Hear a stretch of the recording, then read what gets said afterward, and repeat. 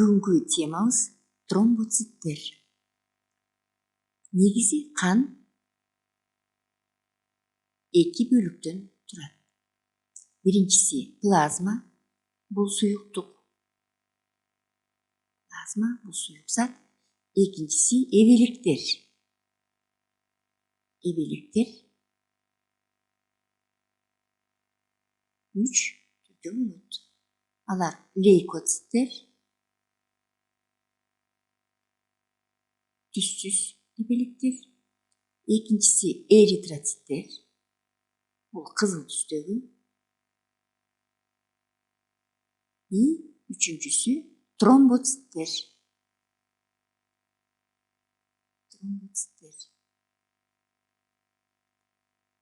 Сүрөттө булар белгиленген. Эритроциттер кызыл түстө берет канды. Лейкоциттер түссүз көрүп атасыңар. Анан тромбоциттер эң кичине эбелектер, булар тромбоциттер. Бүгүнкү темабызда ушу тромбоциттерди кеңири карап көрөлү.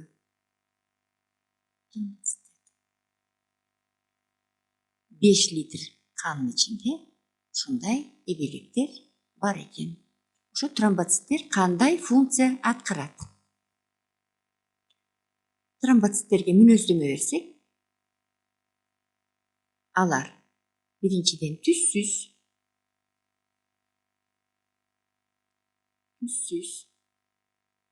ядросу жок.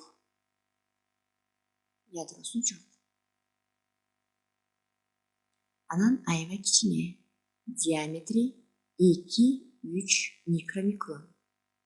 Мына сүрөттөн көрүп атасыңар. Булар каерде пайда болот? Тромбоциттер кадимкидей эле адамдын жилигинин кызыл чучугунда пайда болушат экен. Эгерде 1 куб миллиметр канды алсак, анда 25 же болсо 40 000 саны ушуга жетет экен. Көбүнчөсү тромбоциттер канда жайгашат. А бирок ашыкчасы кайсы органдарда сакталып турат экен? Муну карап чыгалы. Ашыгы боордо бар экен, сакталат экен. Көк боордо жана өпкөдө. Ушул жерде сакталып турат экен керексиздери. Эгерде мына сүрөттө көрүп тургандай спортсмендер чуркоо процессинде, ошондо тромбоциттердин саны көбөйүп кетет экен.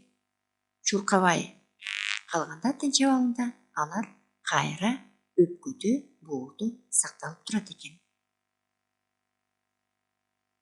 Эми адам өзүнүн турмушунда көп таасирге дуушар болот экен.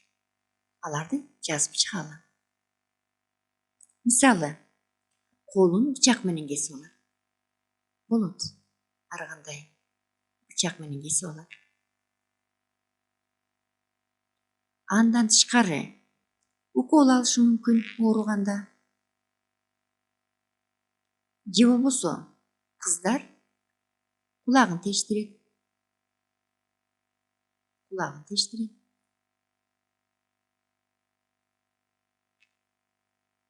Эгерде аппендицит болуп калса, аппендицитин алдырат хирургия жолу менен.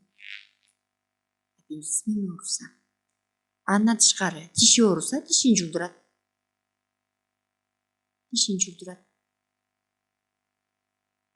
Чыгылышы мүмкүн тизеси менен. Дагы бир карап көрөлү. Аары чагып кетиши мүмкүн. Аары же чиркей. Ушуларга дуушар болгондо адамда капиллярдык кан агуу байкалат.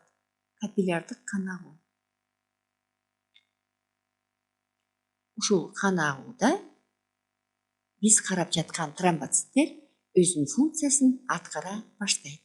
Ал кантип аткарат экен? тромбоциттер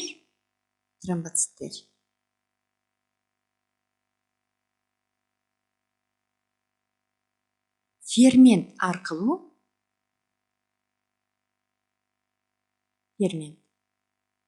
аны фибрин деп аталат экен. Фибриндер аркылуу фибриноген деген зат пайда болот экен. Фибриноген зат пайда болгондо тромбтор биригип туруп өзүнчө бекитүүчү нерсени пайда кылат экен.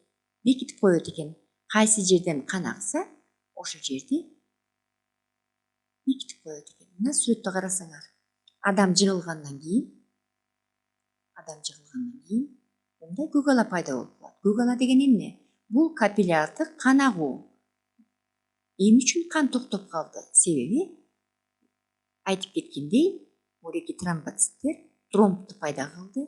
Тромбту фибрин менен фибриноген аркылуу пайда болот экен ушулар. Убактысы тромбоциттердин таасири 3-4 минуттан кийин кан агуу процесси бүтөт экен. Болгону 3-4 минут. Кальций туздары дагы организмдин составына кирген кальций туздары чоң таасир этет экен. Кальций жетиштүү болсо, ушунчалык убакыт кетет экен. Жетпесе, андан көбүрөөк убакыт сарпталат экен. Бирок азыр дүйнө жүзүндө эркектер гана, мына сүрөттө көрүп атасыңар, эркек бала гана, эркек адамдар ооруган гемофилия оорусу кездешет экен. Гемофилия оорусу. Бул оору эмне менен мүнөздөмөлөт экен? Мында гемофилияда кан көп убакытка токтобой ага берет экен. Муну менен белгилеп кетүүчү нерсе эркектер гана ооруйт экен. Бирок генди алып жүрүүчү эне болуп эсептелет экен. Эркектер ооруйт, а энеси генди алып жүрөт, бирок оорубайт. Генди алып жүрөт. Дагы белгилеп кеткендей, акыркы маалымат боюнча Кыргыз Республикасында 350 адам ушу оору менен ооруйт. Анын ичинен 80 жаш балдар. Буларга медиктер ар дайым жардам көрсөтүп турат. Булар эмне кылыш керек? Этияттаныш керек. Жогоркудай айтып кеткен мына бычак кесүү, укол алуу, аппендицит болуп ооруганда буларга коркунучту пайда кылат. Же болбосо тишин жулдурганга дагы буларга өзүнчө проблема болот. Алар жыгылбаш керек, ары жана чиркейге чактырбаш керек. Ошентип булар өзүнүн жашоо турмушун уланта берет. Мына ушундай тромбоциттердин эң негизги кызматы бул канды